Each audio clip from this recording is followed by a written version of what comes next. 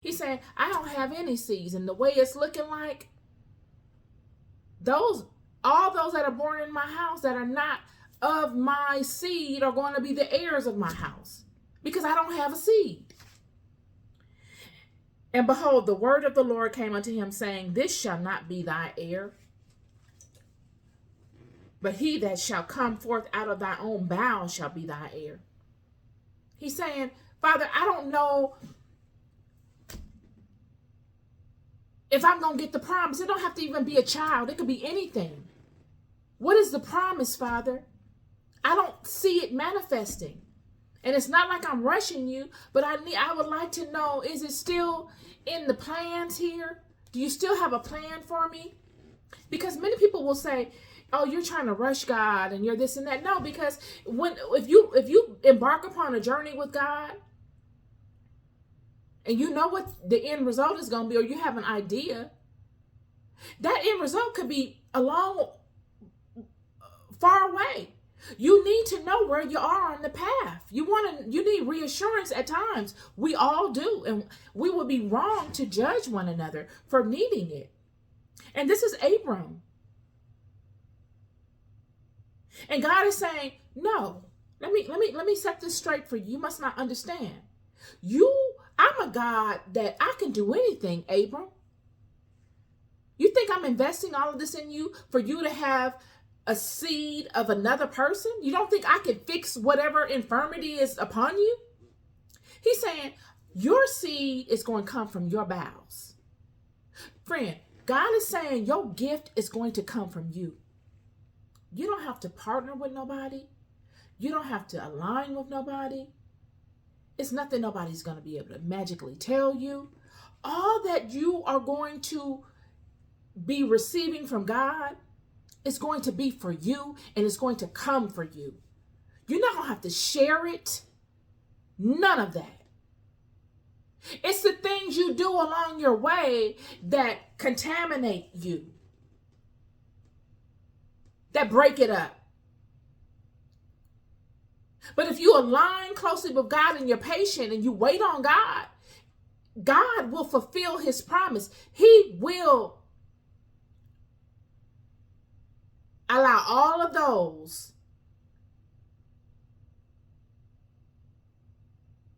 things to show up in your life. And he brought him forth abroad and said, look now towards heaven and tell the stars if thou be able to number them. And he said unto him, so shall thy seed be. How loving is that, friend? That's a beautiful thing. He said, look up in the sky. Come up out of this house, wherever you are, your hut. Look up in the sky. Tell me the name of these stars. Abram was an astronomer. This right here lets you know. He said, now, this is how many children you will have in this earth.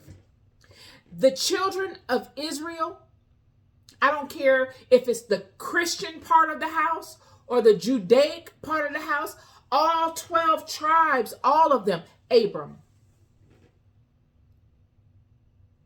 Abram's children through Hagar, child through Hagar, Islam. All of this is Abram. The whole Muslim world, the whole Christian world, the whole Judaic world, and even those that do not participate, because believe me,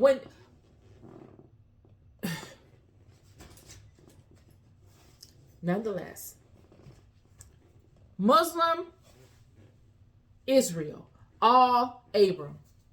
This is what God is speaking to when he says, look up in the sky. You can number those stars. That's how many children will come from your seed. And Abram is sitting there fretting. Yet he had an encounter with God to reassure him. This encounter with God that would reassure him, would fortify his relationship with God, that nothing could break it. And this has been a problem with the children, is that the children haven't had this one-on-one with God like Moses and like Abram. And this is where the enemy comes in and moves to sway the children. But I'm going to keep going. And he believed in the Lord and counted it to him for righteousness. And he said unto him, I am the Lord that brought thee out of Ur, the land of the Ur of the Chaldees, to give thee this land to inherit it. And he said, Lord God, whereby shall I know that I shall inherit it? Listen to this. And he said unto him, take me a heifer of 3 years old, and a she-goat of 3 years old, and a ram of 3 years old, and a turtle dove, and a young pigeon. And he took unto him all these, and divided them in the midst, and laid each piece one against the other. But the birds divided he not. When the fowls came down upon the carcasses, Abram drove them away.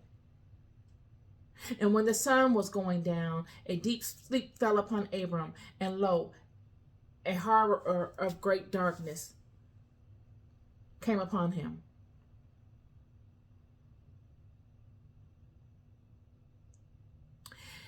God has told Abram, look, and I hope I didn't do this already because I did a video yesterday, but God is showing Abram, okay, I'm going to give you a sign to let you know that this will come. Because like I said, we could start off on the journey here, and it could be an extreme amount of time before we get to the manifestation of that promise that God gave us. And Abram is saying, how will I know that it will show up in my life? Well, how will I know that I'll inherit it? And God doesn't condemn Abram for this. We don't see anywhere in the scripture God condemning him. He says, bring me certain things and lay them out. And Abram brings them and lays them out. But Abram brings them and lays them out, but he has to fight to keep them. He has to fight to keep these things laid out so that he can get the vision from God. And this is what we all experience in this life. Many of us have had a promise of God, or we know that God is with us and leading us in a particular direction, even if we don't know the promise. And we are having to fight to continue in the direction we are going, or we are having to fight to keep this promise alive in our lives, while there are many people telling us to let it go. And you're still worried about that business. Are you still trying to grow that business, girl? You've been doing that for 15 years. Or girl, you're still doing those Bible studies. Girl, don't nobody even be liking your stuff. Girl, you're still out here trying to create this product. Girl, don't nobody even know about your business. You don't even have your website up. All these negative things people will say upon you to make you discouraged, to abandon. These people are coming like the fowls to eat the meat of the carcass, and you having to wave them away, to fight to keep this thing in place that God told you to put out for him to show you a sign of a thing.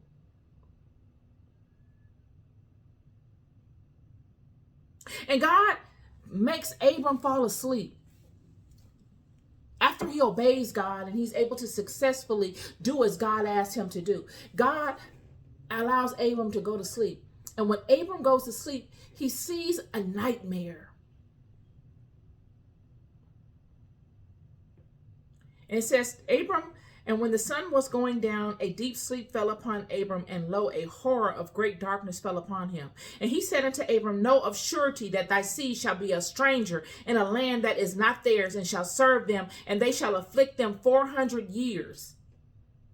He speaks loss. The first thing he speaks in the sign is loss. He tells you the negatives. But ain't this how God do it? God has always led these children the hard way first. These children have not gotten anything easy. This is what makes them so formidable. This is what makes them champions.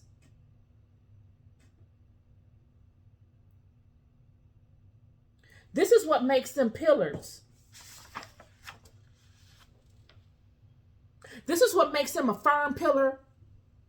It says here in the second Baruch, for your works are to this city as a firm pillar, and your prayers as a strong wall. How do you become a firm pillar and a strong wall if you're not strong within? If you are not actually that within yourself? How do you know how to send forth a powerful prayer, friend? Can you tell someone by the way they look that they can do such in spirit? Can you look at a person and tell? I'm here to tell you, you can't. You don't get that until it's time for it to show itself. Because a strong prayer is only brought forward in times of duress. You can't fake that. You can go in front of the congregation and act like this and that, or you can go in front of the mosque and act like this and that, but it's nowhere near what it'll be if you really need it to bring that thing forth. A strong pillar is the same way. A strong pillar, anything will look strong if you put it up there and you make it look great. They got Hollywood sets that do that all the time. The only way that you know a pillar is strong is if it's tested. If its weight is tested in a real situation. God is showing these children, God is showing Abram the negative. He's saying, your children, let me tell you what's going to happen, friend. I told you all these things. I'm going to make your children like the stars. Your seed is going to be like the stars of the heaven. You're not going to be able to count it. But know for a surety that your seed shall be a stranger in a land that is not theirs, and shall serve them, and they shall afflict them 400 years. And also that nation whom they shall serve will I judge, and afterward they come out with great substance. See, that's the method of this thing, y'all. Any of you going through tough times, it's because there's a brighter day coming. God said, them people owe you, friend. Them people owe you. God said that. Anybody going through a tough time, this is the way of God. It's as if God leads us through things to make people owe us. Our redemption, our blessings come from somebody owing us something. I'll take that hit. I take that. I take that. You're going to owe me though. See, I can take that. Can you take owing me though? Because you're going to owe me. God has led me in a way where I can take that. And in fact, you hit like a girl, bruh. I've had girls hit me harder than you. You hit like a girl. I can take that hit. Can you take that? That is the way God leads us. That is the method of operation that I have seen time and time again. And God said, thou shalt go to thy fathers in peace, and thou shalt be buried in a good old age. So yes, it starts off with calamity, with this terrible. Who wants to hear their children are going to be in duress for 400 years? He said, know for a surety that thy seed shall be a stranger in a land that is not theirs, and shall serve them, and they shall afflict them 400 years. And also that nation whom they shall serve will I judge, and afterward shall they come out with great substance. I'm not talking about material wealth. I'm talking about inner resolve. I could walk through whatever, friend, because I know who I walk with. I know how to align. I know what matters. This is the substance. And then also, that knowing also aligns all the material items that I desire to me. It's the gift that keeps on giving. And thou shalt go to thy fathers in peace. Thou shalt be buried in a good old age.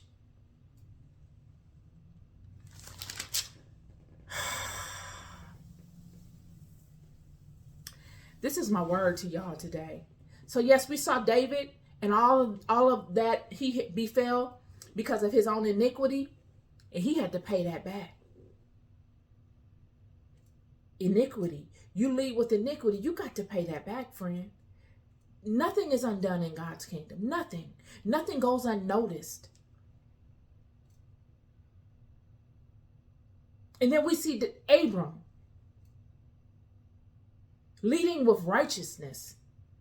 And God says, I'm going to bless you in a way that you can't even imagine, that you can't even count. But before I bless you, you're going to have to walk through. Your children are going to have to walk through terrible things. But they will be built up in a way that will continuously give them the ability to endure. It is about endurance. It's not about quick, get there, do a bunch of stuff. Okay, I just did a lot of stuff. No, it's about endurance and building consistently. Enduring, building, being effective. That's what it's about. And David and God said to Abram, if your children will face tremendous adversity for X amount of years, but because of that, they will come out stronger and they will be owed something. They would have earned it. Nothing in God's kingdom is given. It is all earned. And how is it earned? It is earned through endurance. It is earned through trial and tribulation. So many of you going through things, waiting on God to show you his word, show you his promise. Hang in there. Wave away the birds from whatever it is God has asked you to do to protect it. Own your end of the bargain. Protect that which God told you to do. Keep it in your heart and in your mind. Protect it. Go through the trials and tribulations, friend, because nothing ain't for nothing. It all will come together, even though the enemy will try to discourage you and make you think that it won't. That same enemy is going to owe you. And you've got to know that they owe you because they're going to try not to pay you. You've got to keep tab, friend. And when the time comes, you remind God of God's promise because he loves to be reminded of his promises. He loves to know that you know what they are, to even remind him. And let them people owe you back. Let them people pay you back. It's an exchange here. You can take those hits because you've been able to endure. You can take those hits and keep moving. Them people gonna owe you. You love more than you'll ever know. I'll never stop telling you. Be good to yourselves and be good to each other. Peace and love.